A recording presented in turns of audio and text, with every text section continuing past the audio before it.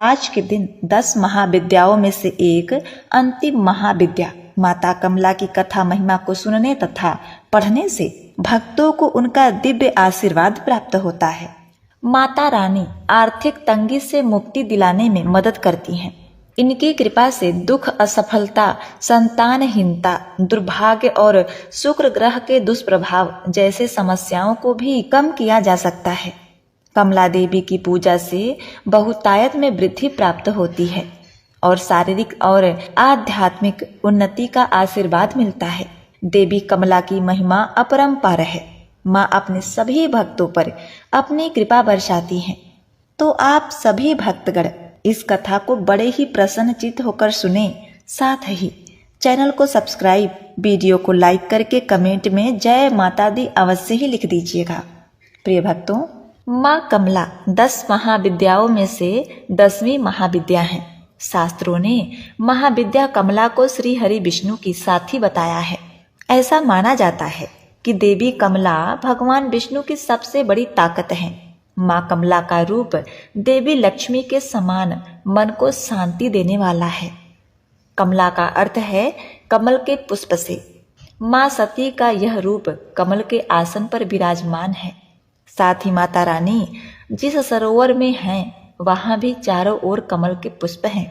माता रानी ने हाथों में भी कमल के पुष्प ही पकड़े हुए हैं, जिस कारण उनका नाम कमला देवी पड़ा है। माता कमला का स्वरूप मन को मोहने वाला व शांति प्रदान करने वाला है। माता का वर्ण सुनहरे रंग का है, जिसमें तेज निकल रहा होता है। उन्होंने लाल रंग के वस्त्र पहने हुए हैं और कई तरह के सोने के आभूषणों से सुसज्जित हैं। माता ने मुकुट पहना हुआ है तथा उनके केस खुले हुए हैं। भगवान शिव की भांति इनके भी 3 नेत्र हैं तथा वे एक सरोवर में कमल के पुष्प पर विराजमान हैं।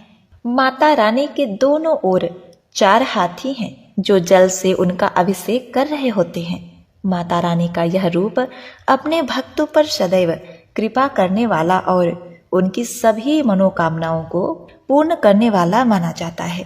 प्रिय भक्तों, माता लक्ष्मी की साधना करने से जो लाभ भक्तों को मिलता है, वही लाभ माता कमला की पूजा करने से भी मिलता है, क्योंकि देवी कमला को माँ लक्ष्मी का ही रूप माना जाता है। इसीलिए जो भी भक्तगण माता कमला की इस रूप की पूजा करते हैं, उनके परिवार की आर्थिक स्थिति बहुत ही अच्छी रहती है तथा उनके घर सदैव अन्न धन के भंडार भरते हैं। उनके परिवार पर आया हुआ आर्थिक संकट दूर होता है तथा साथ ही प्रिय भक्तों, व्यापार में उन्नति मिलती है। व्यक्ति को सुख, संपत्ति और वैभव सभी प्रकार के सुख प्राप्त होते हैं। कमला देवी महाविद्या की पूजा मुख्य रूप से गुप्त नवरात्रि में की जाती है। गुप्त नवरात्रों में माता रानी की 10 महाविद्याओं की ही पूजा की जाती है, जिसमें अंतिम दिन 10वें दिन माता कमला की पूजा करना विशेष फलदायी होता है। प्रिय भक्तों, आपको बता दें कि माता कमला को अपने गुणों के कारण सभी देवियों व महाविद्या में सर्वोच्च रूप माना जाता है। माँ कमला से संबंधित भगवान शिव का रुद्रावतार कमलेश्वर महादेव हैं। माँ कमला को माँ लक्ष्मी के समान प्रकाश पसंद है। वे अंधेरे जगह तनिक भी नहीं टिकती।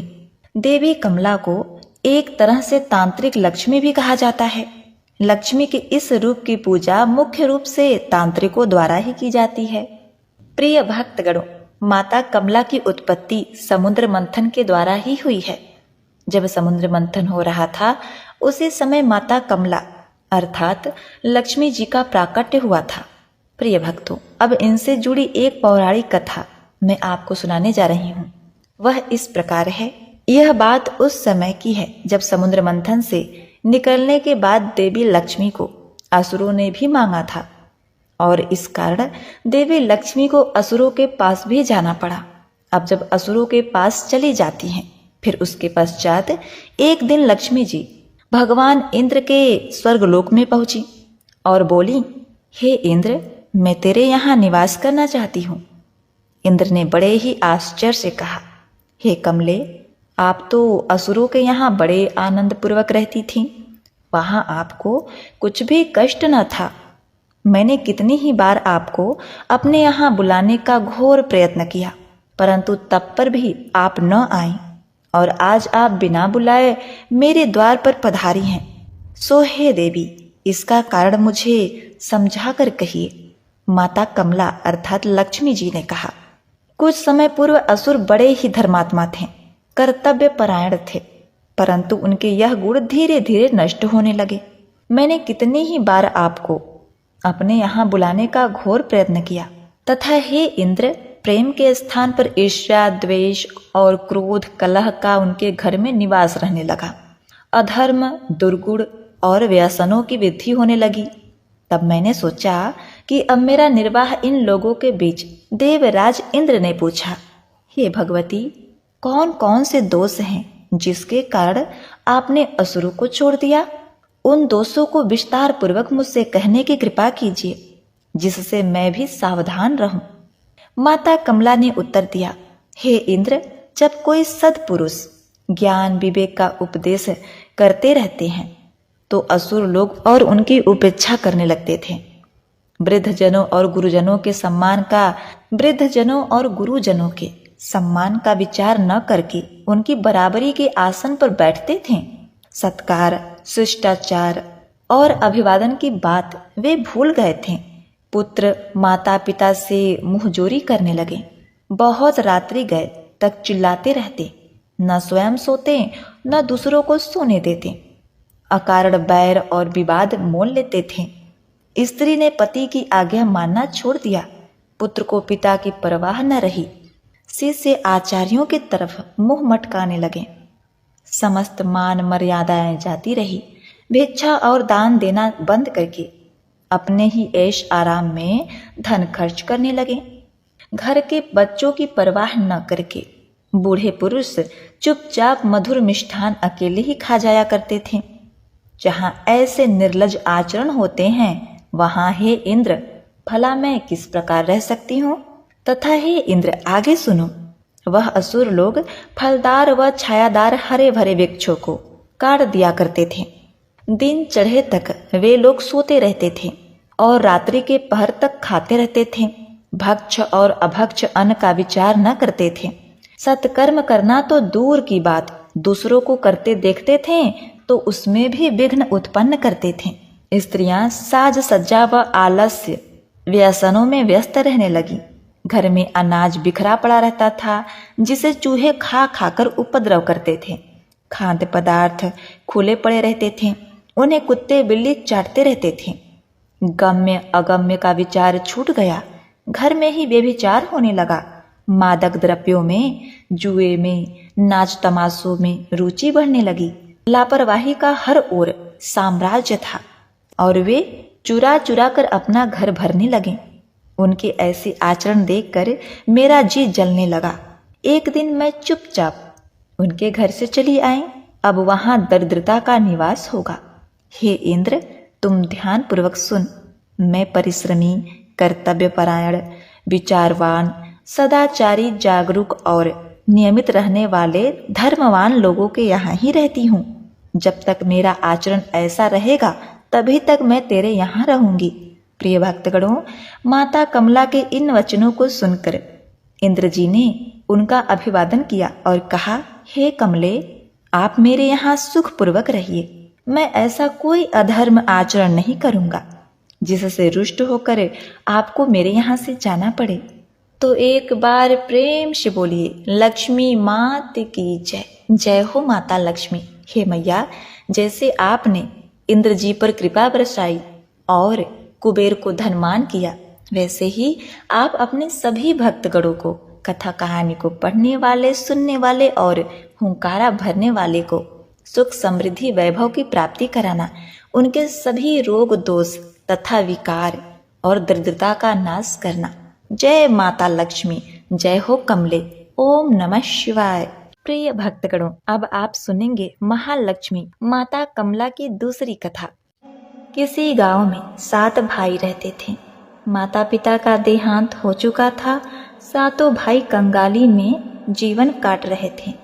वे रोज जमींदार के खेतों में काम करने जाते और शाम को मजदूरी में 1-1 किलो चने लेकर आते थे।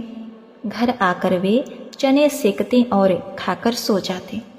गांव के मंदिर के पंडित जी से उनकी दशा देखी ना गई। उन्होंने एक दिन बड़े भाई से कहा, तुम्हारा विवाह हो चुका है, बहू का गौना क्यों नहीं करा लेते? भाई ने कहा, पंडित जी, खुद के खाने की तो ठिकान नहीं है, उसे कहाँ से खिलाएंगे? पंडित जी ने कहा, बेटा, स्त्री के हाथ में पुरुष का भाग्य होता है, क्या पता उसके पैर पड़ते ही तुम्हारे दिन फिर जाए। पंडित जी की बात पर सातों भाइयों ने विचार विमर्श किया और दूसरे दिन बड़ा भाई अपनी पत्नी को लेकर आया। पत्नी को कोठरी में छोड़कर जमींदार के यहाँ काम करने चला गया।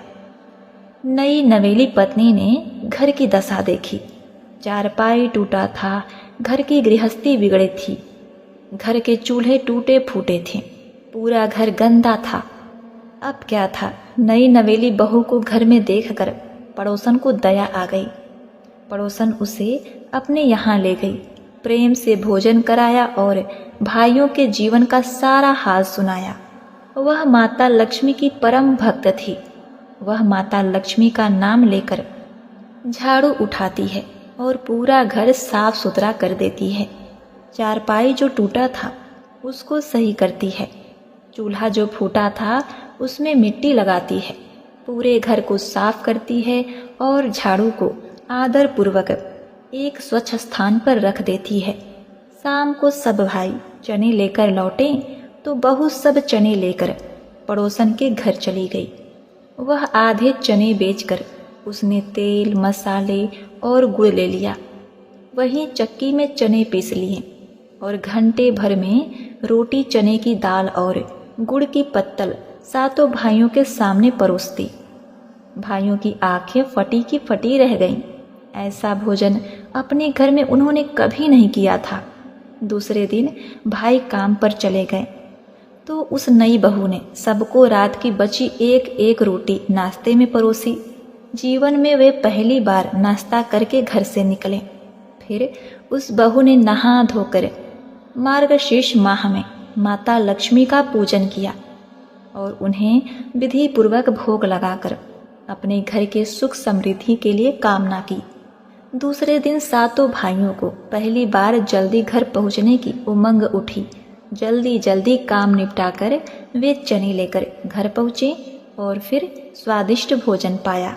आज बहू ने अनाज रखने के लिए कई कोठे भी बना दिए थे और उस बहू ने सभी भाइयों से कहा कि रोज मजदूरी में अनाज बदल बदल कर लाए।